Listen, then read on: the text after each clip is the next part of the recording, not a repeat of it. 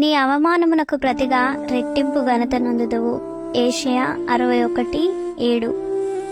సియోనుకు కలుగు నిత్య రక్షణను, ఉల్లాసమును, ఆశీర్వాదమును తెలియజేస్తూ దేవుడు ఈ మాట సెలవిచ్చెను. నీవు ఘనత నొందాలంటే 1. దేవుని మందిరములో గడపాలి.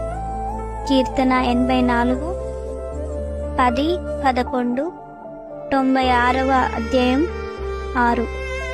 2. వ్యర్థమైన వాటిని వెంబడించకూడదు. 2వ దినవృత్తాంతములు 17:5. 3. నీవు హృదయ గర్వమును విడిచిపెట్టాలి. 2వ దినవృత్తాంతములు 32వ అధ్యాయం 26వ వచనం నుండి 27వ వచనం వరకు. 4. కలహమునకు దూరంగా ఉండాలి. సామెతలు 23.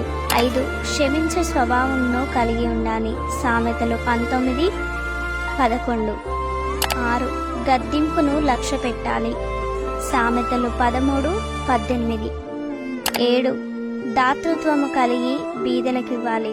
కీర్తన 112:9. నా ప్రియ నేస్తమా, మనము పాపమును బట్టి ఘనతను పోగొట్టుకొని అవమానమునకు పాత్రులమై ఉండగా, దేవుడు తన కుమారుడిని ఈ లోకానికి పంపించి మన అవమానమునకు కారణమైన పాపమును తొలగించి మనకు రెట్టింపు ఘనతను కలగజేశాడు.